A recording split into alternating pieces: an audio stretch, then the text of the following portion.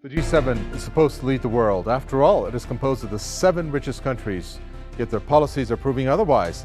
From the proposed tax law to their summit recently, which demonized China on a host of issues. Hello and welcome. I'm Kavitawe. Coming up in today's program, the G7 summit slamming China's economic prowess, containing China to be the goal. But they also say they welcome competition. What kind of welcoming is that when they sanction and restrict Chinese companies? Well, when it comes to China, it's not having it. They have countered by first saying that a small group of countries does not rule the world.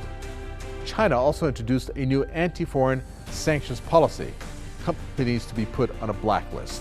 Can you guess which countries they are? And then finally, the G7 has proposed a tax reform on the world stage, a U.S. proposed global corporate tax rate for the first time. But how can the U.S. propose this when U.S. companies are not paying their fair share of taxes? How's that? Okay, you're right. Can you hear me, everybody? Can I begin by welcoming everybody to Carbis Bay? It's the same old scene, but with different players. Finance ministers and central bankers from the G7 economic powers getting together to discuss the global economy. Some topics from the past have been the faltering global recovery, debt crises, and stability in the banking sector. Yet not much headway has been made, like in the case of world debt. If one was to ask how much debt has been accumulated over the past decade, the figures would be shocking. $281 trillion is the current world debt. Out of that, the U.S. added about $9 trillion of debt over the past decade. And this year, what appears to be a U.S. push, China has become enemy number one, along with Russia. This is while the U.S. government is incapable or unwilling to protect American citizens from its own police force. And yet, it is planning to spend hundreds of billions in tax dollars to confront China. The Innovation and Competition Act 2021 will spend $250 billion on the rivalry with China. G7 communique was a straight attack on China, minus the military hardware. China did not deserve to be downgraded this way. Of course, China did retaliate. Now, the view held by the U.S. and China was that it represented a significant challenge to the world's democracies. It was reported that the leaders agreed the need for a common agenda in addressing China, including elements where they would stand up and counter and compete. I think we're in a contest, not with China per se, but a contest with autocratic governments around the world, as to whether or not democracies can compete with them in the rapidly changing 21st century. And I think how we act and whether we pull together as democracies is going to determine whether our grandkids look back 15 years from now and say, did they step up? Well, China's response to this unfounded accusation stood in stark contrast to the G7 countries, in particular the U.S. 我想强调，世界多极化、国际关系民主化是不可抗拒的时代潮流。一国或一个国家集团号令天下的时代已经过去了。 It's time now to bring our first guest to the program. He is none other than Justin Stewart. He is the ambassador at 7 Investment Management, which he founded. He is also an investment manager and business commentator who has appeared on numerous TV outlets. Well, Justin, welcome. The leading world countries, which are comprised of the G7, came up with an anti-China stance. They said because China has become an economic powerhouse to rival the U.S. and possibly, of course, set to be moving into the #1 economy in the world, that spot, that it's going to pose a security threat. How is it possible to actually, for them to draw that conclusion? It's going to be fascinating to see how this plays out now, because what you've got is a G7 group of countries who are suffering from a bout of severe insecurity. Insecurity against, well, not just China, but also Russia as well. And following, obviously, the dreadful regime that we had under President Trump, which destroyed a lot of the trust between those members. Indeed, we can't forget that. Thank you so much for that. We appreciate it. That's Justin there. We are headed for a quick break now here on Economic Divide. And what better way to do that than to actually see some fantastic images of protests that happened during the G7 summit, which was held in UK's Cornwall, where the protesters actually devised some really creative ways to bring their message across, including a fabulous display by Greenpeace, which involved drones. Take a look. Invited my friend, you invite me. My friend there. Oh, sorry, I'm breaking your life.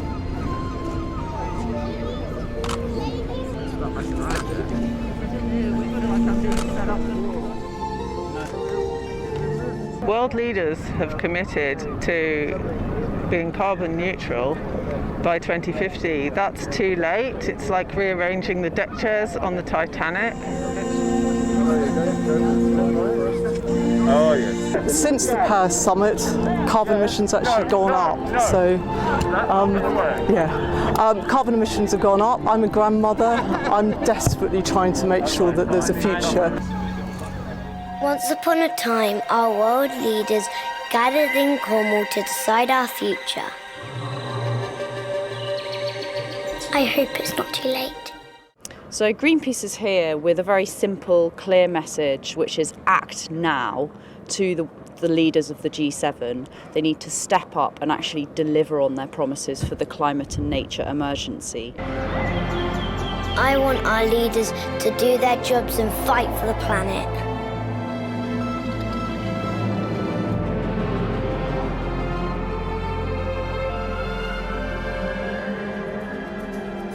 Hope comes from action, not words.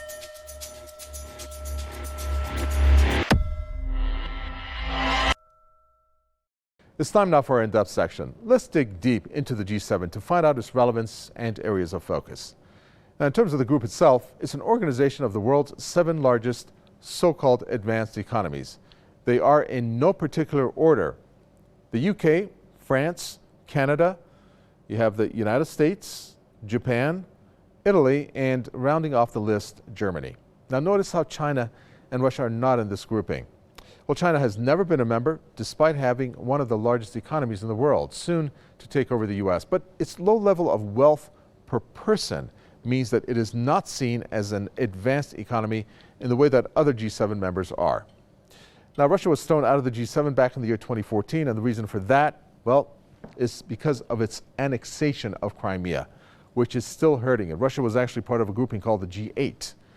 And at this point, well, it has not been permitted back into the group. Now, is the G7 all that it is cracked up to be in terms of it consisting of the 7 most advanced economies in the world? Although that could be up for discussion, you can't deny the hard facts. Looking at the gross domestic product for the year 2019, it comes in at 31.68% of the global economy. The G20 countries, which exclude G7, the G20 that is, they have 41.51% share of the global GDP. Note how the G7 number is going down, however, based on projections for the year 2025, coming in at, again, a projection at 28.8%, its share of the global GDP for that year. Now, the goals of this year's G7 summit in the UK is kind of similar to the previous ones. For example, looking at the coronavirus, this is not the same. Obviously, this is new. The coronavirus global recovery is something that was an area of focus. Promoting free and fair trade, that's been a continuing theme. Looking at climate change, tackling that obviously a big priority, as they have said every year when they have the summit. And finally, one of the things, global shared values, another one that's actually been a theme of previous summits, and one that was much touted about recently is the fair taxation, which we're going to get into later. Well, here's UK's finance minister, who has spelled out the terms or the theme of and objectives of the G7 to the finance ministers of the G7 countries.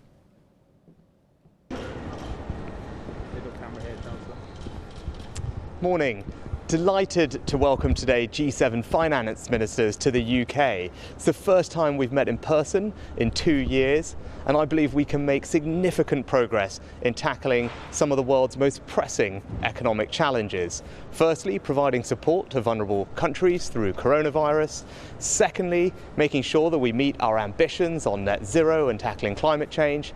And thirdly, ensuring that the way we tax large, global, especially digital companies is fair and fit for the modern age. I'm confident we can make progress on all these fronts. Thank you. Well, these goals are a repeat from previous summits. There's nothing new about them except for the coronavirus pandemic, of course. Now, how close has the G7 then come to its current and to its previous goals? Well, let's take a look at, for example, climate change. This is a stark reality. The G7 nations spending more on fossil fuels than green energy. Public money committed to forms of energy in G7 countries, and it's from the year 2020 through 2021, January through March of the current year. Look at the stark reality here. They have spent $189 billion on fossil fuels.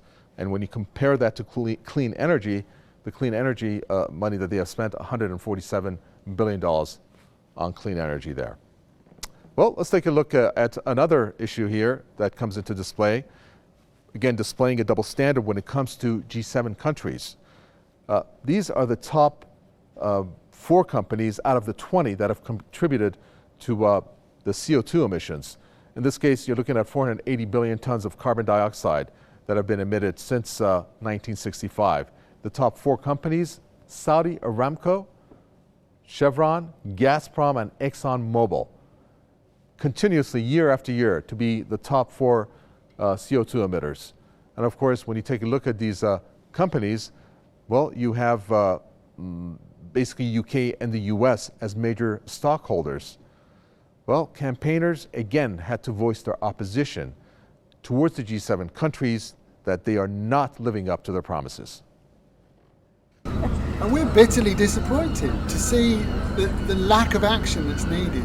These are 7 of the most powerful countries in the world. You know, what they do matters. And when they decide to do very little and look at spin instead of substance, to cook the books, to cook the planet, then that's just not good enough. So yes, we're really disappointed. They could have done a lot more and they failed.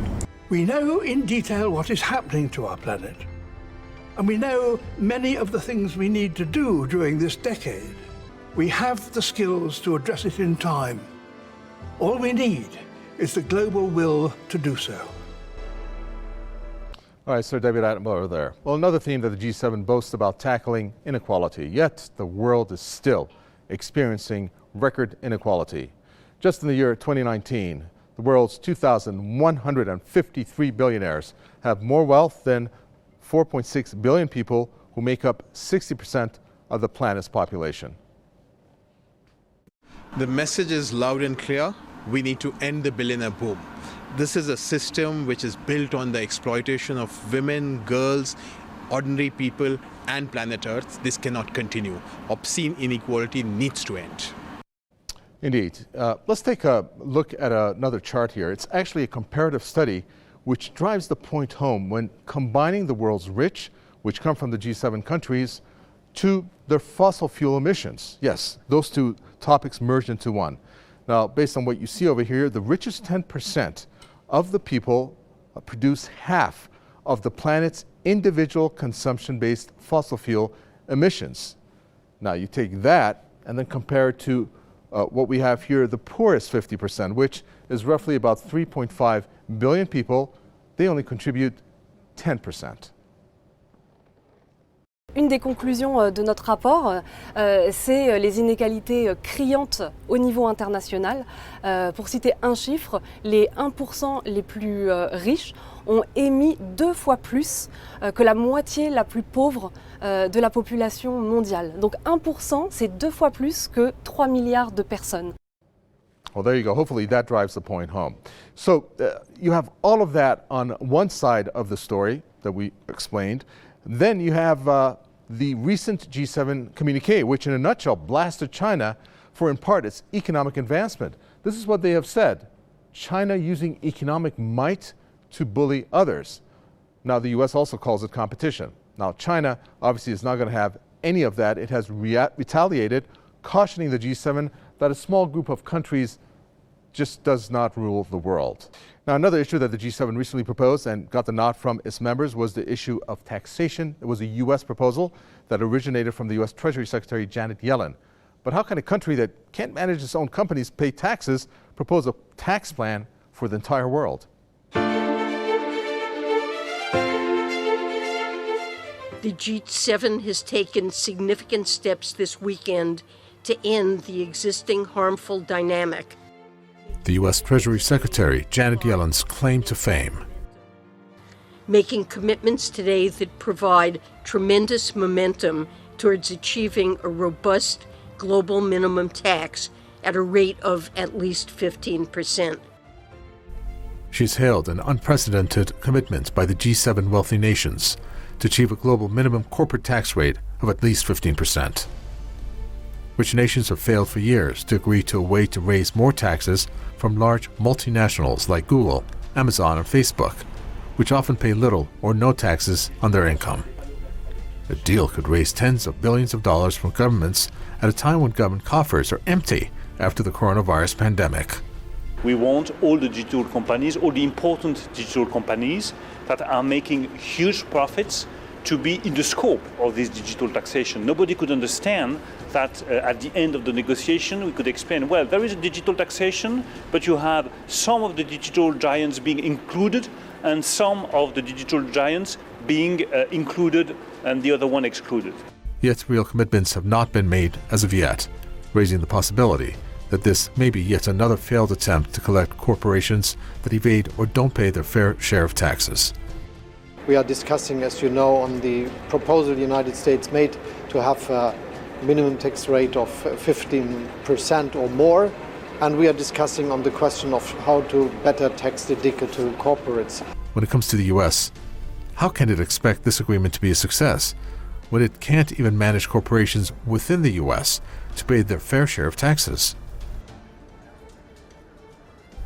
In the most recent report, many Fortune 500 companies who were profitable had a total federal tax rate of 0 or less for 3 consecutive years.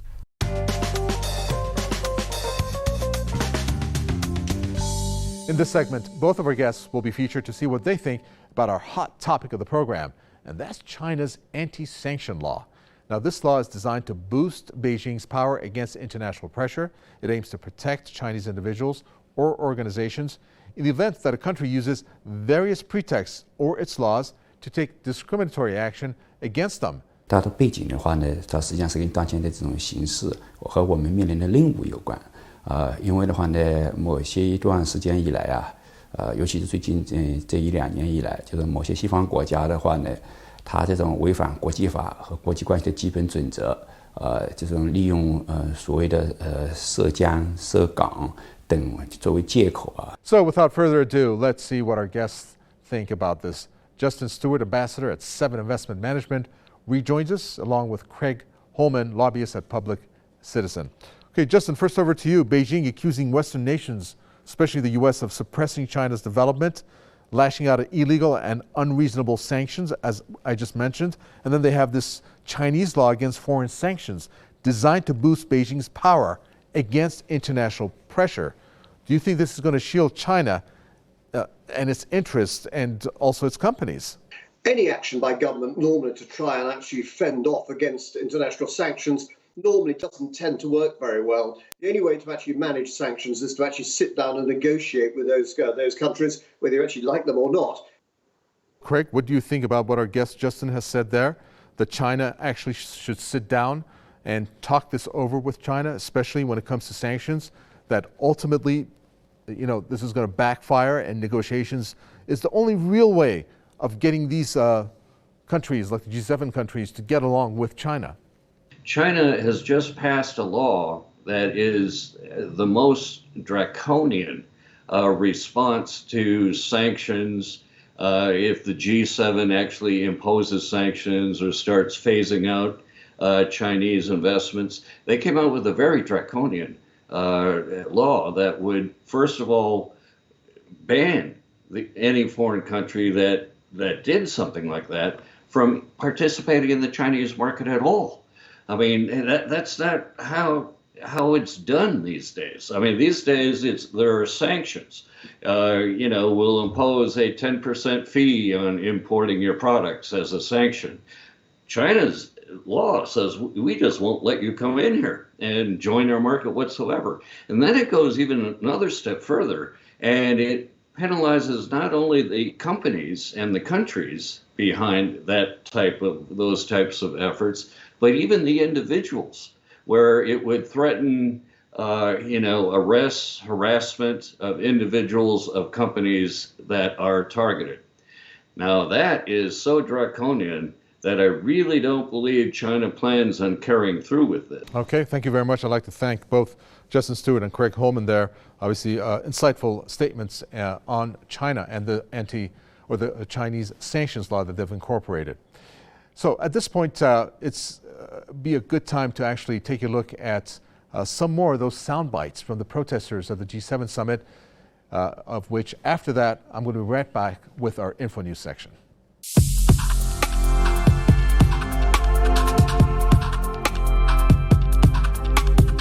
It's time now for our Info News section, where we take a look at other economic news from around the world to be highlighted that we've deemed to be important. First up, we're going to take a look at a piece of news that involves inequality. In this case in point, the COVID crisis to have caused wealth inequality. Nothing new about that. We've covered that before.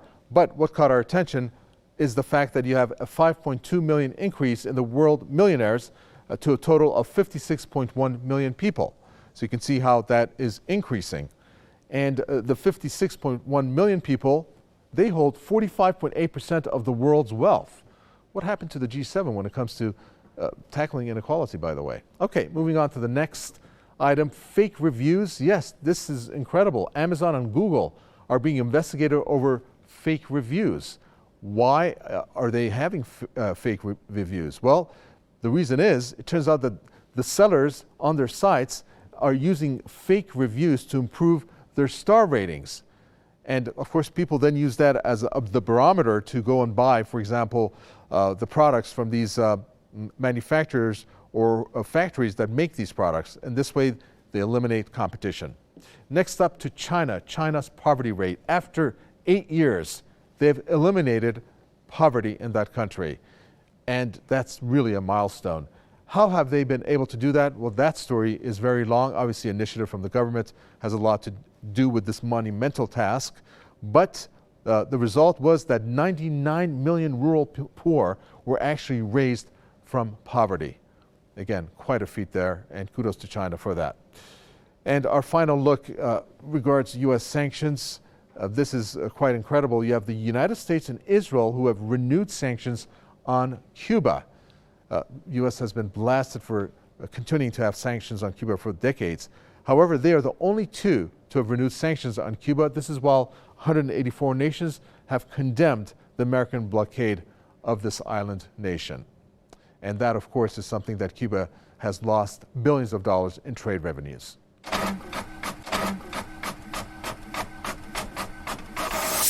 The issues of the world today are left to be solved by the G7 rich countries in the world. That is what the premise is. But a reality check of the state of affairs in the world today paints a very different picture. If you just look around the world, more than 30 countries are seeing protests. People are on the streets, and what are they saying? That they're not going to accept this inequality. They're not going to live with these conditions. The G7 is not interested in really solving the problems of the world, or else it would have done so by now. When just a handful of people have as much money as the rest of the world, problems could be solved, let alone if you take the richest 7 countries to tackle that. But that is the whole point, isn't it? The rich can not only get away with it, they need to have the rest of the population be in need of them so that their superiority reigns. Don't get me wrong, G7 countries have done the world a lot of good, but the contribution has been just handouts if you look at it. They need to act now, before time runs out, especially on planet Earth. That does it for this edition of Economic Divide. Your questions and comments are always welcome. From me, the entire team here is goodbye until the next program.